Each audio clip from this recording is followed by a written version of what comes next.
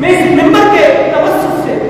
انتہائی افسوس کے ساتھ یہ بیان کرنا چاہتا ہوں کہ آج یہ باطل حکومتیں پنپ رہی ہیں اور اسلام کے خلاف قوانین مسلسل بنائے جا رہے ہیں. یہ پی ٹی آئی، یہ مسلم لیگ نون، یہ دیگر تنظیمیں، پیپلز پارٹی، سارے کے سارے ایک ہی ایجنڈے پر کام کر رہے ہیں. آئی ایم ایف کی طرف سے ایجنڈا ملتا ہے، ایس این ٹی ایف کی طرف سے کوئی معاملہ آتا ہے، اسلام کے خلاف قوانین کے حوالے سے کوئی بات آتی ہے، سارے کے سارے متفق ہو جاتے ہیں. لیکن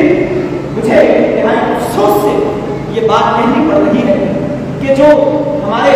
ملک کے نام پر جیت علماء کرام ہے، مفتیان کرام ہے، کوئی اپنے آپ کو شیخ الاسلام کہتا ہے، اس کے ماننے والے اس کو بڑے بڑے الفاظ سے یاد کرتے ہیں، سارے کے سارے باطل حکومتیں پنپ رہی ہیں. اگر میں نام لے کر کہوں کہ مفتی تقی عثمانی قدس سرہ العالی صاحب، مفتی منیب الرحمان قدس سرہ العالی اور دیگر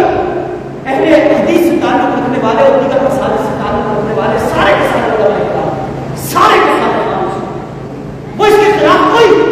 آواز نہیں اٹھاتے، کسی قسم کا کوئی احتجاج نہیں کرتے، حکومت سے ان حوالوں سے کسی قسم کی کوئی بات چیت نہیں کرتے. علماء کرام کو اس حوالے سے